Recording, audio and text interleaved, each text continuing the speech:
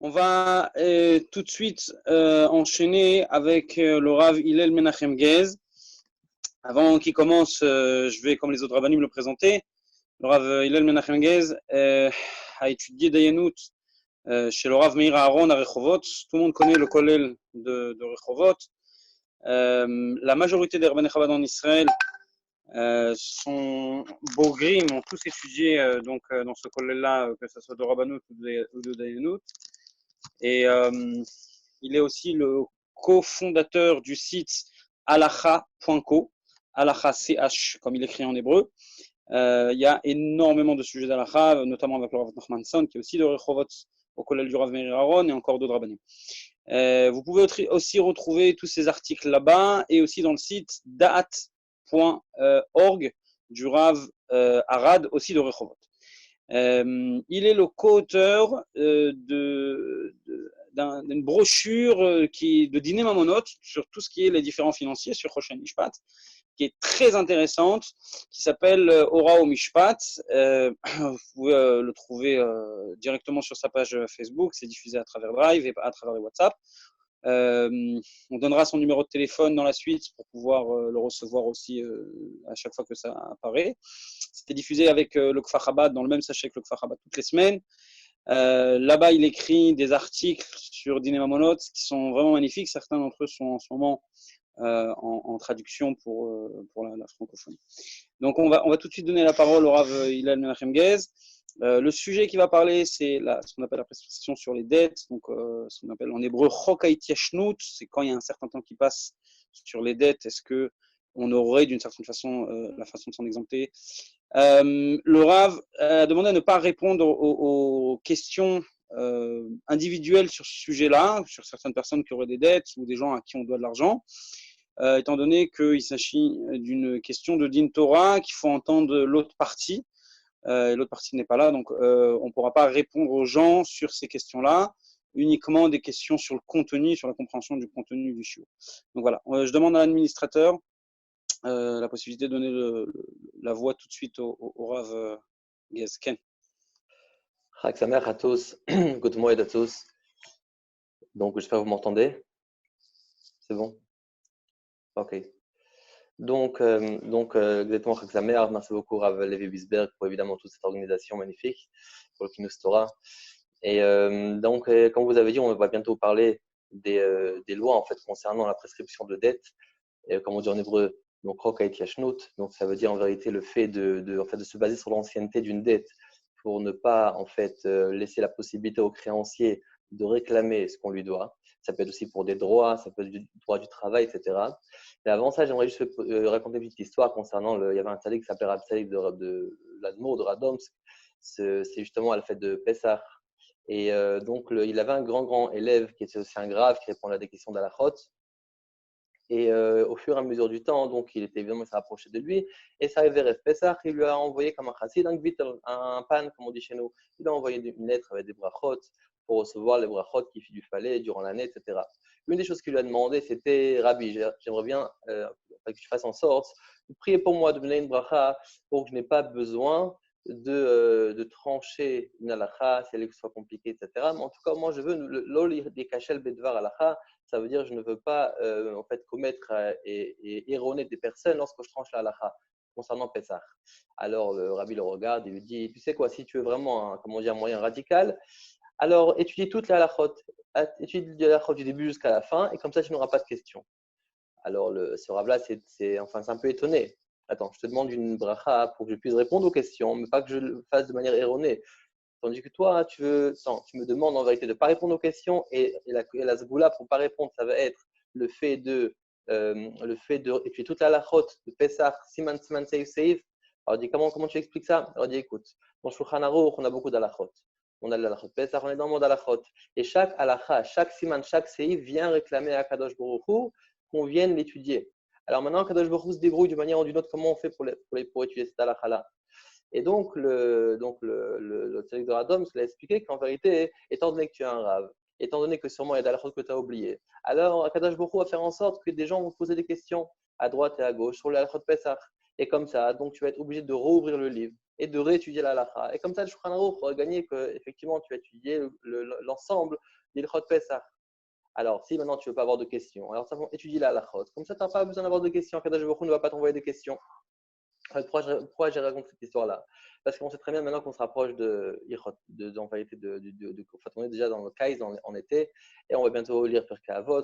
On lit Pirkei Avot pour approcher tout ce qui est l'histoire de Ben Adam Lachavero, entre un homme et son ami, et son prochain. Avat Israël, on sait très bien que le Beth Amikdash était détruit à cause de Sinat Rinam, et on a besoin d'Avat Rinam pour le reconstruire. Par contre, il y a un sujet dans la Torah qui s'appelle Choshen Mishpat. Vous savez que le Shulchan Aruch a été composé de 4 parties. On a Oachaim, Yoredea, Ebenezer, Choshen Mishpat. Et donc, c'est évidemment, Oachaim, Yoredea, beaucoup vous connaissent, évidemment, c'est les lois depuis on se lève le matin, les tzitzit, tefillin, etc. En passant par la tefila, Shabbat, Bekot Hanehenim, les Chagim, tout ce qui s'ensuit. Et après, on a aussi Yoredea, c'est la partie qui concerne plus les lois de la Kashrut, les lois de Tarat Mishpacha, Shritat Trefot, etc., etc. Après, il y a Ebenezer, Choshen Mishpat. Donc évidemment, ce sont des parties qui sont dédiées pour les Dayanim, donc pour le Beddin. Mais ce qu'on ne sait pas, c'est qu'évidemment, enfin, tout le monde doit utiliser ça à la là, mais en général, ces lois-là sont traitées dans le Beddin. Mais par contre, dans le Choshen Mishpat, l'Admor Hazaken a écrit une partie de Choshen Mishpat. L'Admor Hazaken a voulu exactement donc donner au maximum aux gens la possibilité d'étudier Halakha Betahama, donc d'étudier la Halakha avec sa raison. Et dans Choshen Mishpat, on voit que l'Admor Hazaken a écrit cette partie-là du Shulchan Aruch de manière totalement différente. Pourquoi? On voit qu'il a écrit Ilchot et Nitzrachot. C'est même plus simple, on peut dire, d'étudier le Choshen Mishpat d'Admor Hazaken, Marie qu'à la base fait pour les Dayanim plus, que le reste. Parce qu'on voit que vraiment, il a pris vraiment des notions, il a pris beaucoup de Moussar Haskel, beaucoup de leçons de moralité qu'on pourrait tirer donc du Shulchan Aruch. Et donc, parce qu'il a voulu en vérité que chaque personne étudie son livre de Choshen Mishpat. Parce qu'en vérité, quand on parle de Ben Adam Lachavero entre un homme et son ami, on pourrait dire, bon, on parle d'Avat Israël pendant les Dvadouyot, il y en a qui vont apprendre sur la Shonara, il y en a qui vont étudier ci et ça, on va se baser sur l'éducation. Mais en vérité, dans la Torah parle surtout, et c'est évident que dans ce qui concerne Ben Adam Lachavero, ce qui est très important évidemment, c'est de toucher directement donc le Choshen Mishpat. Donc c'est vraiment une bonne chose qu'on vienne et qu'on puisse s'investir dedans dans le Choshen Mishpat d'Admor Hazaken pour pouvoir justement plus connaître entre Ben Adam, Lachavero, Halakha le Maaseh. Alors maintenant, on va commencer avec Rokaït Yashlut, donc la prescription de dette. Lorsqu'on parle de prescription de dette, en réalité, on parle d'une ancienneté, comme on l'a dit juste avant, ancienneté de dette, et sur cela, on va se baser pour en vérité éviter et retenir le créancier de réclamer ce qu'on lui doit. Alors, ça peut être une dette, ça peut être un droit au travail, ça peut être une histoire qui s'est passée entre l'employeur et l'employé, mais en vérité, il y a une dette, il y a quelque chose qu'on doit, et une chose qui n'a pas été réclamée durant de nombreuses années, ça peut être 5 ans, 3 ans, 7 ans, ça dépend en fonction de quoi. Et avec le temps, donc, après 30 ans, la personne se réveille et dit, ah, tu me dois quelque chose. Alors, il dit, écoute, c'est une ancienne dette, la dette est effacée. Alors, on va voir qu'est-ce que la Torah parle de ça. On sait que cette loi-là, elle est aussi en France et en Israël. Et la loi dit qu'en vérité, à partir du moment où la personne va venir, donc celui qui demande de se faire payer, d'accord, donc le créancier par exemple, va venir et va demander donc au tribunal donc de recevoir sa dette. Si l'autre il dit non, ça veut dire quoi? C'est une dette qui est vieille. À ce moment-là, si évidemment ça rentre dans le temps, à ce moment-là, le tribunal va avoir la possibilité de prendre la décision d'empêcher le créancier de réclamer la dette. D'accord? Donc, en vérité, ce n'est pas que la dette est annulée, c'est qu'en vérité, le créancier n'a pas la possibilité de réclamer sa dette. D'accord? Donc, la question, c'est qu'est-ce que la Torah dit de tout ça? Donc, évidemment, quand on parle de réclamer sa dette et d'ancienneté, on va d'abord passer par plusieurs halachot, plusieurs notions dans Choshen Mishpat. Et grâce à ça, on va arriver à la conclusion par rapport à notre cas. Et évidemment, à travers toutes ces notions-là, on va apprendre beaucoup de choses qui sont vraiment très pratiques dans la vie de tous les jours. Alors, déjà, pour pouvoir rentrer dans ce sujet-là, il faut d'abord rentrer dans le sujet de Mechila. C'est quoi Mechila? Évidemment, Mechila, ce n'est pas le pardon qu'on dit à Kippour, la veille de Kippour, oui, c'est pas le pardon qu'on dit lorsqu'on a blessé une personne, mais on parle de Mechila, ça veut dire le fait de renoncer à une dette, à quelque chose. Je dis demande Mechila, ça veut dire en vérité, je ne demande plus, je suis mevater, je renonce à cela. Maintenant, c'est le fait de renoncer une dette qu'on nous doit, ça peut se faire de plusieurs manières. Ça peut être par exemple le fait par la parole, ça peut être par l'action, ça peut être par le manque d'action. Mais dans tous les cas, mon comportement ou ma parole, et des fois même ma pensée, va finalement faire en sorte que cette dette-là est annulée. Pourquoi c'est important? Parce que je pense que chez chacun, ça arrive que finalement, on est souvent confronté à toutes sortes de choses, comme par exemple, j'ai prêté de l'argent à mon ami, il était encore jeune, il ne travaillait pas, donc je lui ai laissé un peu le temps de rembourser. Et après, j'étais un peu gêné parce que je voyais que ça ne s'était pas très bien, etc., etc. Après 10 ans, je vois que finalement, la personne commence à faire de la parnassa et commence finalement à se reconstruire, à se construire. À ce moment-là, je lui dis, tu sais quoi, maintenant que tu as de l'argent, rembourse-moi. Et lui, il me dit quoi? Non, il t'y achète. D'accord? Donc, ou bien on peut dire aussi, la personne, finalement, je vois la personne comment elle est dans la détresse. Et je lui dis, tu sais quoi, dans ma tête, je dis, tu sais quoi, finalement, laisse tomber, je te pardonne la dette. Et après, je vois que finalement, la personne s'est construite. Je lui dis, tu sais quoi, la dette que tu m'avais fait, que tu me rembourses. Dis non, tu m'as pardonné la dette. On peut aussi le faire par colère, hein. Comme par exemple, une personne qui doit de l'argent à un autre et une autre personne. Et la personne finalement ne veut pas rembourser. Alors au bout d'un moment, l'autre dit, bon, tu sais quoi, tu m'énerves, laisse-moi tomber, je veux pas recevoir quoi que ce soit, garde l'argent, j'en veux pas. Et après, il se calme, il réclame l'argent. Est-ce que Mechila Bekas, est-ce que lorsqu'on finalement on renonce à quelque chose qu'on nous doit, à un droit avec colère, est-ce que c'est considéré comme une Mechila d'après la Torah? On peut aussi, par exemple, faire la même chose avec des droits au travail. Il y a l'employeur qui ne paye pas assez comme on a convenu. Par exemple, les congés payés, etc., ne sont pas payés. La question, est-ce que finalement, et moi maintenant, finalement, je laisse un peu passer parce que par gêne ou parce que je suis un nouveau employé, j'ai pas envie forcément de m'embrouiller avec le propriétaire, avec l'employeur. Donc la question, est-ce que Mechila, comment on fait Mechila, comment on fait en fait pour pouvoir arriver à de renoncer la dette ou le droit qu'on nous doit. Et des fois, ça peut arriver tellement à du vol, parce que finalement, si d'après la Torah, j'ai renoncé, alors forcément, si j'ai renoncé, alors forcément, si je réclame par la suite donc ce qu'on me doit, c'est du vol. Oui, s'il me le donne, c'est comme avant qu'il me fait une matana, mais sinon, c'est quelque part du vol. Tu as renoncé, ça ne t'appartient plus, ça appartient finalement à celui qui te devait. Maintenant, il ne te doit plus. Donc, de quel droit tu réclames ce qu'on te devait? Alors pour ça, d'abord, on va faire une petite introduction. D'accord? Pour comprendre cette dynamique-là, on va faire une petite introduction qui est vraiment très pratique pour tous les dîners Torah qu'une personne pourrait rencontrer et pour toutes choses dans Rosh Mishpat qu'on pourrait rencontrer. On a une marloquette dans la Gemara, donc tout vote. Là-bas, la Gemara nous dit qu'une personne qui a dit à une femme, Areat Mekudeshetli, donc comme la phrase que tout le monde connaît, on dit sous la choupa, Areat Mekudeshetli, mais il lui dit, il fait un tnaï, donc il dit, je me marie avec toi, mais avec une condition. C'est quoi la condition? Que je suis quitte, je suis exempté de Sher Ksud Veona. Donc, ni les relations, donc ni les relations intimes, ni les vêtements, ni la nourriture, ni rien du tout. Je te donne rien. Évidemment, on a beaucoup plus de chiyuvim dans la Ktuva, oui, ça en résumé en 3 mots, mais finalement, on a des chiyuvim, on a des obligations qu'un homme doit à sa femme. Aussi l'inverse, mais dans la Ktuva, on parle plus des obligations que l'homme doit à sa femme. Et lui dit, je me marie, mais je me retire de moi des obligations. Alors, on a une marque entre Rabbi Meir et Rabbi Yehuda. Rabbi Meir nous dit, Naobatel, les kiddushin, ça veut dire le mariage est valable, mais toutes les conditions sont complètement annulées. Tandis que Rabbi Yehuda est comme ça, et la halakha, c'est que Rabbi Yehuda nous dit non, on va faire une différence. Davar shebe mamon, naokayam. Si maintenant c'est quelque chose, un tnaï, c'est une condition qui a été donnée sur quelque chose qui est d'argent financier, à ce moment-là, naokayam, ça veut dire que le tnaï et le kayam, ils se marient et ils devront respecter le tnaï. Ça veut dire quoi en 2 mots? Si tout ce qui se passe, par exemple, c'est très bien, on a souvent pris à la yeshiva, tout le monde a entendu cette phrase-là, par exemple, la femme dit, tu sais quoi, ne me donne pas, ne me nourrit pas, mais mon travail, je le garde et les bénéfices sont pour moi. Il y a toutes sortes de conditions qu'on pourrait faire entre mari et femme en ce qui concerne donc on va dire l'arrangement qu'ils ont entre les deux. Évidemment, c'est pas toujours très bien, oui, c'est pas non plus très moral, mais de manière générale, techniquement, pardon, c'est faisable. Maintenant, Rabbi Yehuda donc nous dit que tout ce qui est chez Mammon, tout ce qui est financier, Tnaokayam.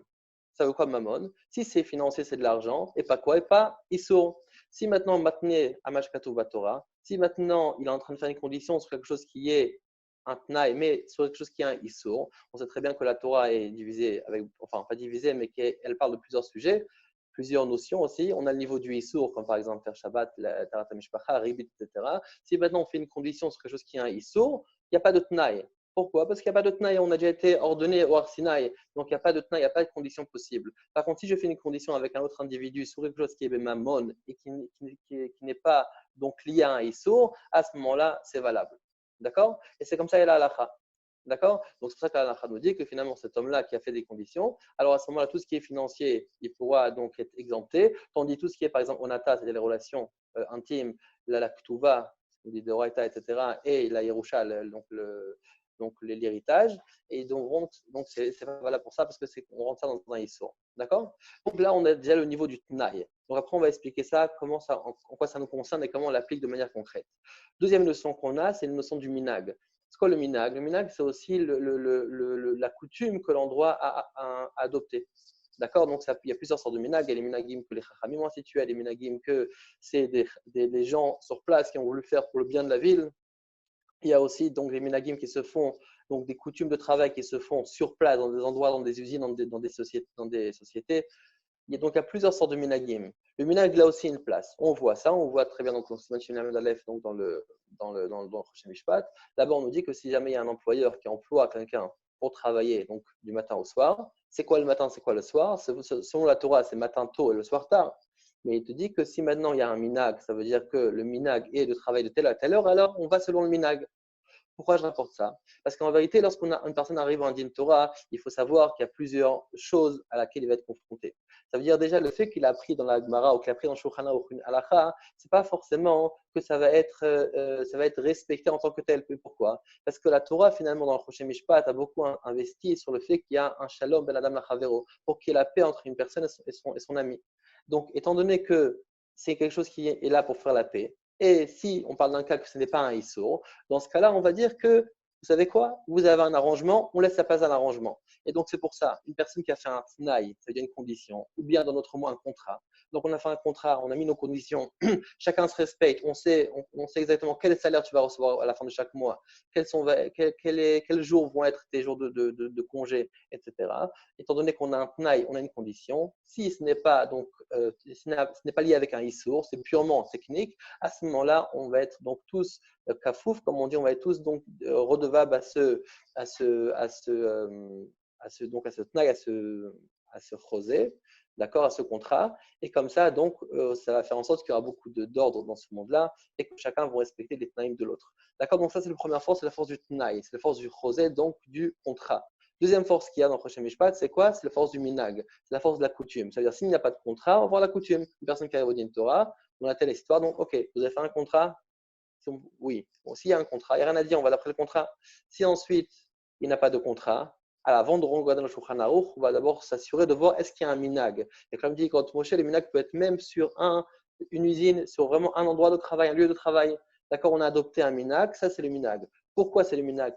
Quelle est la force du minag dans ce cas-là? Parce qu'on te dit finalement, si tu as accepté d'être engagé dans cet endroit-là, c'est que forcément, savoir avec Ibel, finalement tu as pensé, tu as finalement réfléchi, tu savais ce qui t'attendait, tu savais que c'est ça le minag. Donc forcément, on te dit, c'est sûrement dans ta pensée, tu avais forcément reçu sur toi et accepté sur toi toutes les conditions qui se passent donc dans cet endroit-là, dans ce lieu-là qui est donc dépendant de ce minag-là, de cette coutume-là. Donc, premier, donc on a dit le chosé, le contrat. Deuxième force, ça va être le minag. Et ensuite, troisième force, on va ouvrir le Shulchan Aruch, on va voir si le Shulchan Aruch, qu'est-ce que le Shulchan Aruch dit. Évidemment, il y a des conditions, on dit ça en bref, parce que finalement, si le minag est contre une halakha, on retourne le même problème. Mais en gros, on a le tnaï, on a donc le minag, on a la coutume, et ensuite on a le din Torah qui va faire finalement voir le Shulchan Aruch, qu'est-ce que le Shulchan Aruch va nous dire. Et tout ça pourquoi? Parce qu'en vérité, la Torah a beaucoup, en fait, surtout dans Rosh Mishpat, de faire Shalom ben Adam lachavero. Et comme on l'a dit, donc on va respecter ces choses-là à condition que ce n'est pas maintenir le Mashkatov Torah, que ça ne va pas confronter un Issour de la Torah. D'accord? Donc, c'est la première notion que c'est important de savoir. Deuxième notion par rapport à ce qu'on veut dire, c'est qu'en vérité, nous avons le lien de Mechila. C'est pas Mechila, on a dit donc c'est le fait de renoncer à quelque chose, c'est le fait de pardonner un droit qu'on nous doit, quelque chose qu'on nous doit. Et donc, il faut savoir que d'abord, avant de rentrer dans ce lien-là, on va d'abord parler du kinyan. On sait très bien que chaque chose dans ce monde-là, pour qu'il puisse passer donc de manière d'un domaine à un autre, d'une propriété à une autre, je vais au magasin, j'achète. Alors pour que ça passe dans la propriété, il faut que je fasse un kinyan. Pour que ça rentre dans mon domaine, que j'acquitte cette chose-là, il faut absolument que je fasse un kinyan. C'est quoi un kinyan? C'est un acte acquisition, comme on voit par exemple on voit souvent ça par exemple au mariage, oui, au mariage dans la choupa, on voit que le khatan lève ça peut être un habit, ça peut être un foulard, ça peut être une kippa, un objet, il lève et fait kinyan. C'est quoi ce kinyan? C'est qu'en vérité il dit j'accepte sur moi tout ce que j'ai signé dans la ktuva, donc je fais un kinyan.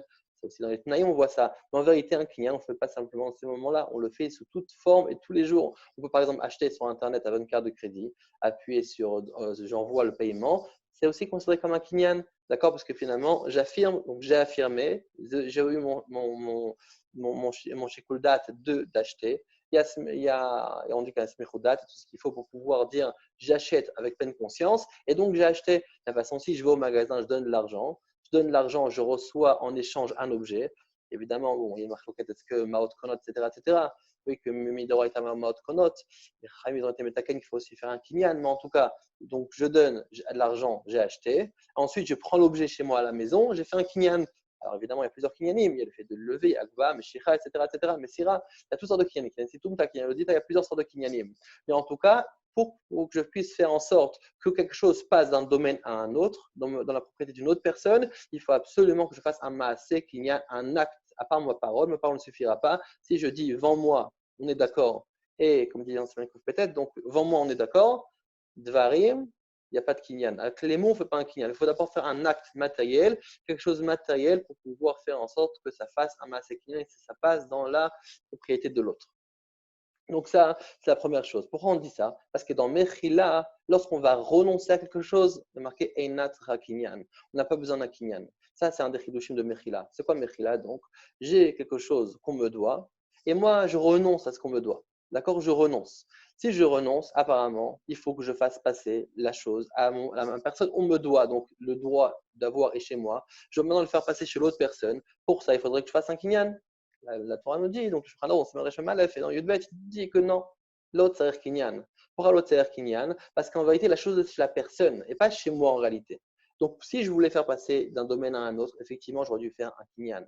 Si je veux acheter, je veux vendre, je veux donner, je veux recevoir, j'ai besoin de faire un Kinyan. Tandis que si maintenant, je vais tout simplement laisser la chose chez la personne, ne pas la récupérer, ne pas lui donner, mais simplement la laisser, étant donné que la chose n'est pas chez moi. Ce que j'ai chez moi, c'est simplement un droit qui est virtuel. Mais en vérité, la chose n'est pas chez moi, la chose est chez lui.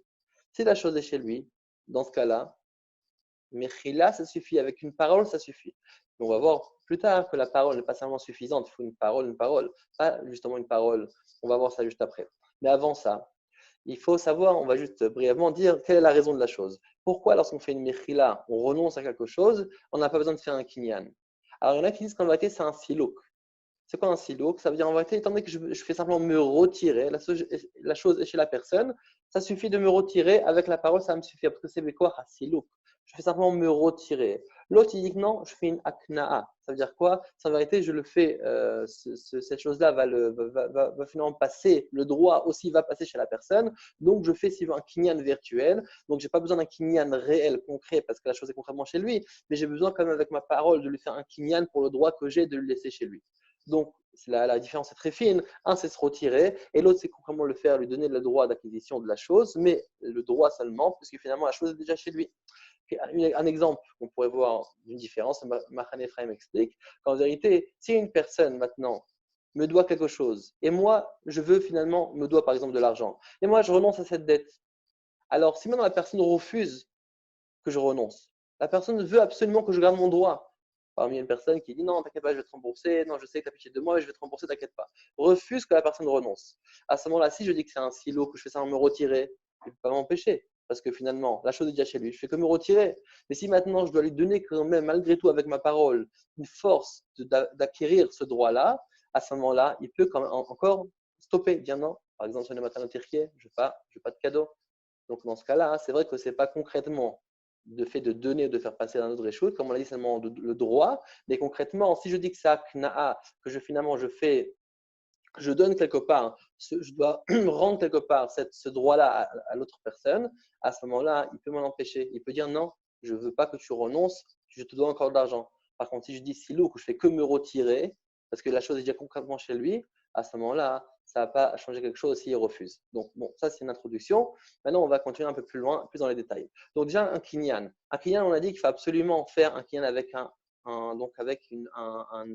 acte concret et matériel pour prouver qu'on est vraiment décidé à acheter, à vendre, etc. etc. D'accord. Maintenant, concrètement, malgré que Mechila, on n'a pas besoin de kinyan, malgré ça, on nous dit qu'il faut quand même que le dibour, que la parole qui soit dite, soit dit de manière claire, que la parole que je vais dire, c'est vraiment Mechila.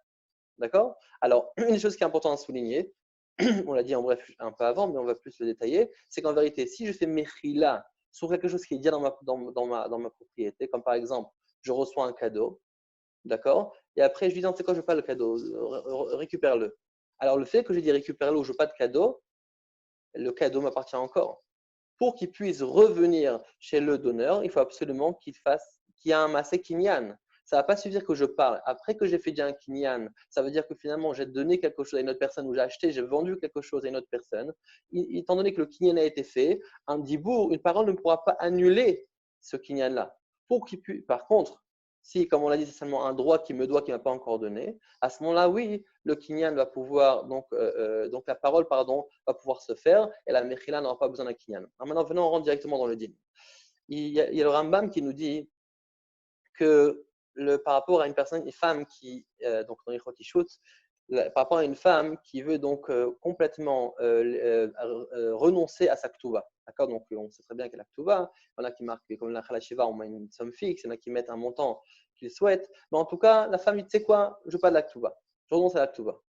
Après, je renonce à la ktuva. Enfin, je veux divorcer, mais je veux pas que tu me dois rien du tout. Même si Rav mon divorce ou Rav le mari part, etc., on n'aura pas besoin. Donc, je veux pas recevoir cet argent-là. Alors, est-ce que c'est valable ou pas? Le Rambam, donc évidemment, ramène cette halakha. Et ensuite, il dit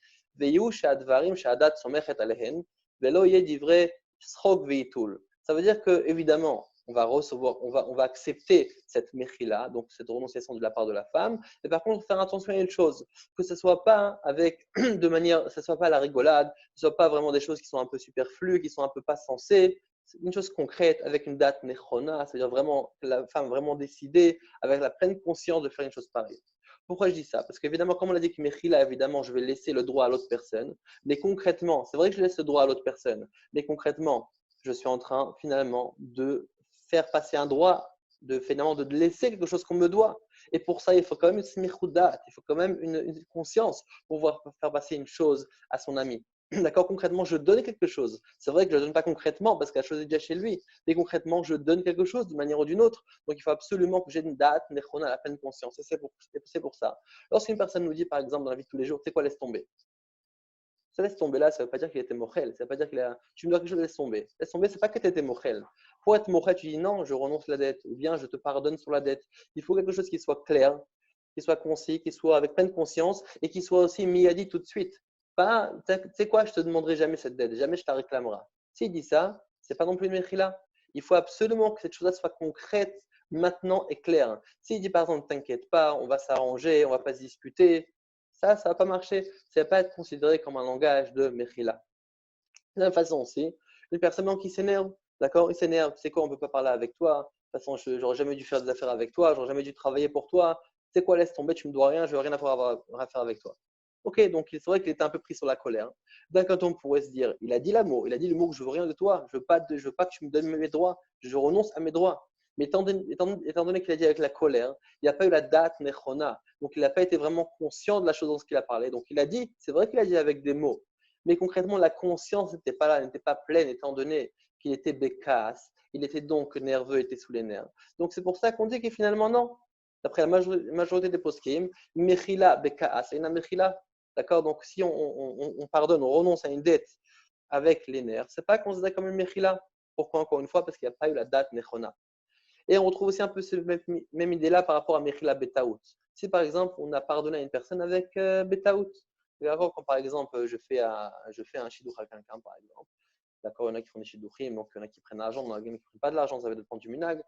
Mais en tout cas, je fais un shidduch à une personne, et la personne, et finalement, moi je pensais vraiment naïvement que, tu sais quoi, finalement je veux absolument, je fais ça gratuitement, d'accord. Est-ce que maintenant, après il entend que tu sais quoi, que tous les chatranim prennent l'argent pour un shidduch pareil, tu aurais pu te faire de l'argent. Après, est-ce que c'est mechila betaout ou pas betaout?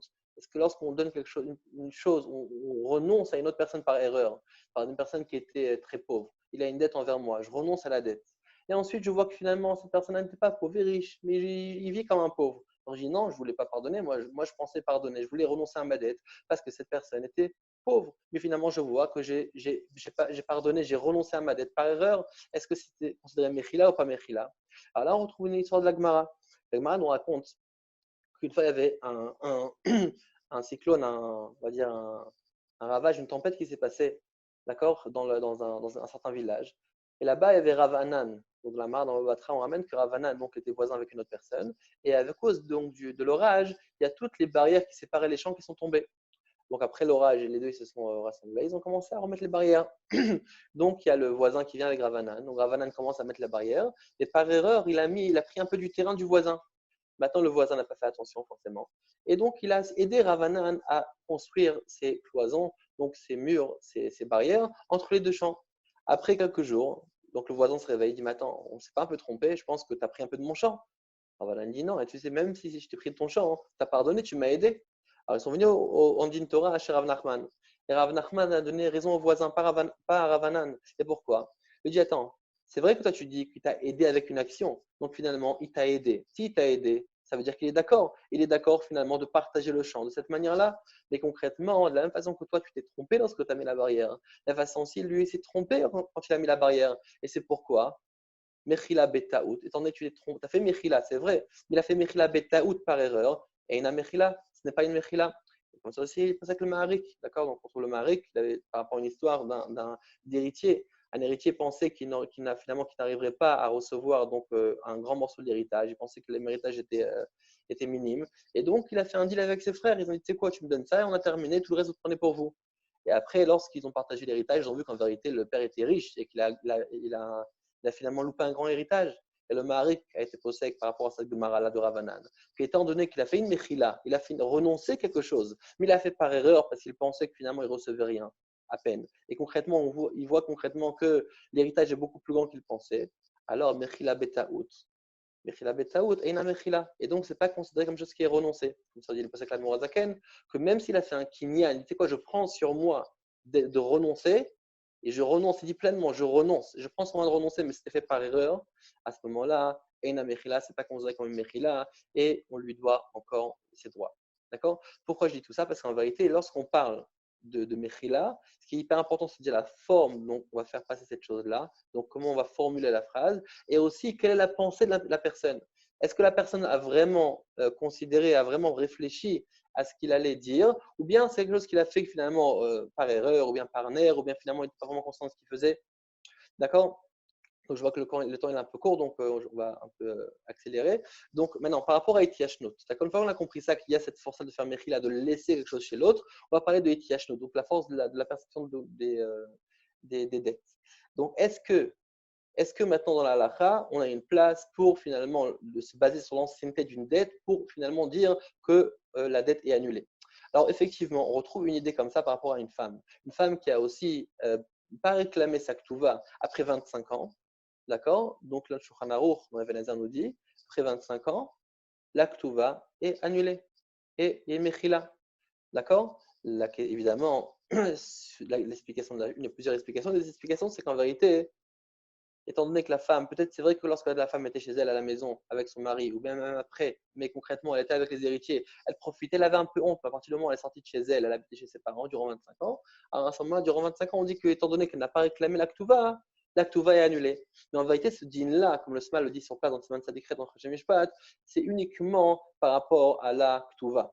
Cette idée-là ne se répète pas par rapport aux autres dînes, aux autres lois concernant donc les lois donc des dettes, etc. Et c'est pour ça que le Shulchan Aruch nous dit qu'une personne, donc en Siman ça décrète, une personne maintenant qui vient réclamer une dette, même si après de nombreuses années, il vient avec un shtar, il vient avec une preuve, ah tu lui dois vraiment, très bien. Même si d'après de nombreuses années, il a le droit de réclamer sa dette complètement, sans aucun problème. La seule chose qu'on va vérifier, c'est pourquoi il a traîné tellement. Peut-être que finalement il a été remboursé. Alors on va voir est-ce qu'il n'y a pas une ruse quelque part. Mais de manière générale, le fait il a mis du temps à réclamer sa dette, ça ne va pas annuler la dette. Et donc, selon ça, selon ce qu'on vient de dire maintenant, donc finalement, Chog Haït Yashnu, tout ce qu'on a dit, la loi qui permet donc de se baser sur l'ancienneté pour annuler des dettes ou les droits qu'on nous doit, d'accord? Alors, ce n'est pas valable après la halakha, comme on vient de le voir dans Shulchan Aruch. Mais par contre, oui, c'est valable qu'on va, concrètement, les Dayanim vont finalement interroger la personne, vont essayer de chercher pour essayer de voir comment on va, pourquoi cette personne a traîné à demander la dette. Peut-être que finalement, il a reçu des droits de manière ou d'une autre, peut-être qu'il y a un arrangement entre eux. Et donc, on va plus rechercher. Mais en soi, dans l'essence de la dette n'est pas annulée. Maintenant, il faut savoir aussi qu'il y a d'autres raisons. Une raison, par exemple, que finalement, pourquoi d'après la halakha, cette chose n'est pas valable? Parce que la loi nous dit qu'en vérité, on ne va pas laisser la capacité au créancier de réclamer ce qu'on lui doit. D'accord? Donc finalement, est-ce que la dette est annulée? La dette n'est pas annulée. La dette est toujours là.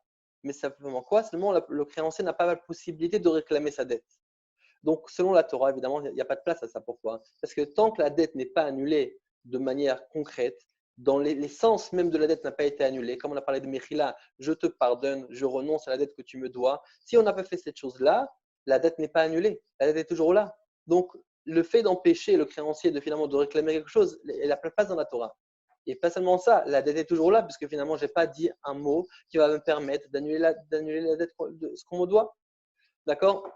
Autre chose, c'est que finalement, cette loi-là existe uniquement si on va au tribunal. D'accord? C'est-à-dire que le tribunal même a fixé que si maintenant on va au tribunal et finalement je dis itiachno, je dis que c'est une ancienneté de dette, à ce moment-là, le tribunal va réfléchir et va finalement dire, tu sais quoi, peut-être qu'on va finalement prendre compte de cette chose-là, de ton argument, et empêcher donc le créancier de venir réclamer. Très bien.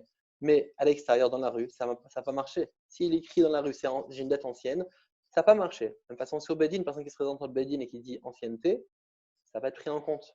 Mais par contre, maintenant, on peut laisser la place à 2 points. On va le faire en bref parce qu'il est un peu tard. 2 points qui sont un peu, qui vont oui, peut-être influencer sur la ITH note. Ça, c'est déjà le Dinah de Malchuta.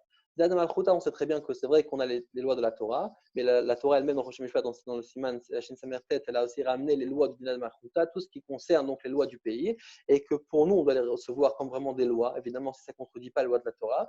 Et donc là, pour ça, peut-être qu'évidemment, d'après certains, on a peut-être mis une certaine place pour cette loi-là, étant donné que c'est la loi qui a demandé. Donc peut-être qu'on est aussi finalement soumis à cette loi-là. Et la réponse est malgré ça que non, parce qu'à part ça, qu'il y a une marloquette, il y a une discussion.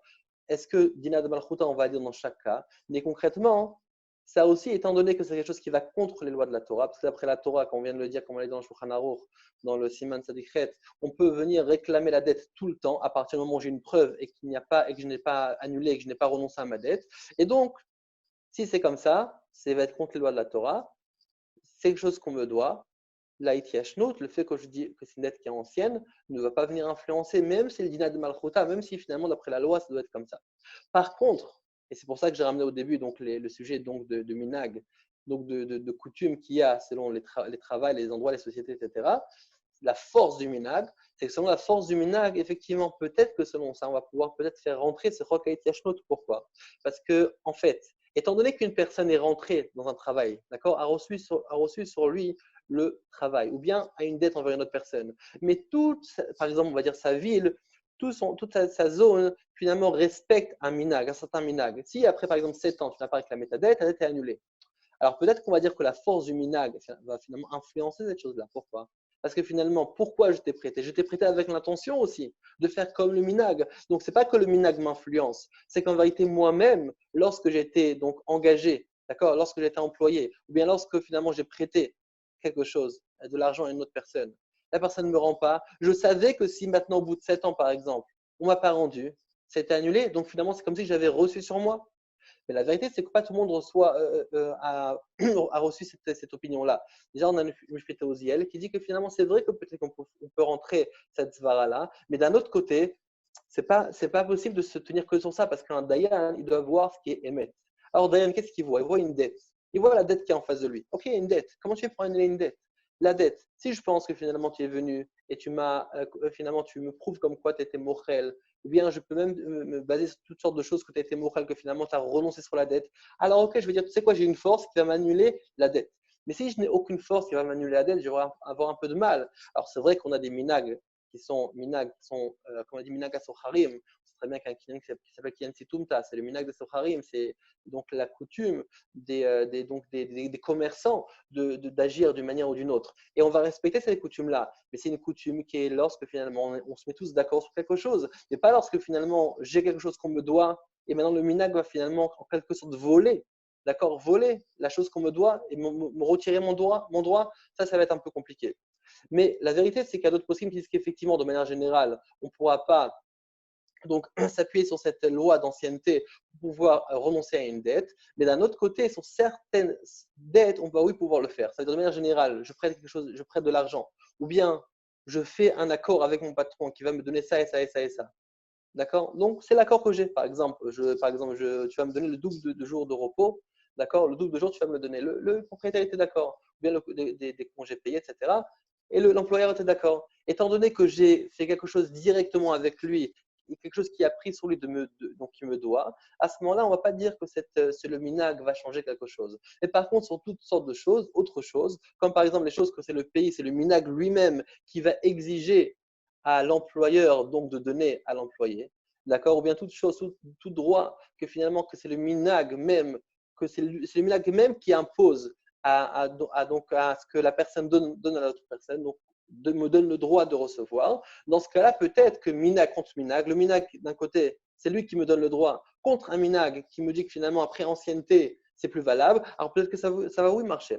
Et donc, est-ce que c'est évidemment, effectivement, c'est ce que pensent plusieurs poskim, c'est que c'est vrai que de manière générale, le Chogait Yashnut, donc cette loi-là, d'accord, donc de retirer la dette en fonction de l'ancienneté, ça, c'est pas reçu d'après la halakha, ni d'après la halakha. Même du Din de Malchuta, on ne va pas finalement accepter pour pouvoir annuler cette dette-là. Et par contre, Minag, à Makom, ne va pas annuler encore toutes les dettes, et peut-être va annuler les dettes qui me sont dues selon le minag. Donc le minag de l'endroit contre le minag de l'ancienneté va pouvoir, oui, l'annuler. Pour conclure, juste, on ne va pas être long, donc pour conclure, juste il y a encore un autre avis, que c'est par exemple Rav Shafran, donc c'est un Dayan connu en Israël, dans le monde entier, qui lui, il a une chita qui dit en fait, effectivement, cette loi-là n'est pas valable d'après la Torah, et par contre, étant donné, tu travailles dans un endroit, par exemple, donc tu as l'employeur t'a promis tant et tant de choses. Concrètement, après le renouvellement du contrat, tu as vu que finalement, il n'a pas respecté. Et il continue à se comporter comme ça. Attends, étant donné maintenant que la première année, tu as travaillé pour lui, il t'a promis certaines choses, évidemment, il te doit. Mais la deuxième année, après avoir renouvelé le contrat avec lui, toi, tu savais très bien qu'en vérité, ce n'est pas une personne qui est droite, c'est quand même pas un truand, c'est un menteur, il te promet des choses, mais il ne te les donne pas. Alors toi-même, tu savais depuis le départ qu'en réalité, il n'allait pas respecter ses promesses. Alors évidemment, si l'argument, etc., pourquoi il n'a pas respecté, il le fera, etc., c'est une autre chose. Mais tu vois, sinon, sur une personne, tu as reçu sur toi, tu as accepté finalement de te faire engager et de re-signer un contrat sur les mêmes mensonges, entre guillemets, de l'employeur, malgré qu'il continue à ne pas te les donner. Donc en vérité, c'est toi-même finalement qui renonce quelque sorte à cette chose-là. Donc c'est pour ça que peut-être pour la première année, tu pourras réclamer tes droits, mais les autres contrats, les contrats qui vont venir par la suite, pour ça va être plus compliqué de les réclamer. Pourquoi? Parce que ton comportement, ça fait finalement ton comportement même prouve qu'en vérité toi-même t'es mochel. Finalement, tu renonces à ça.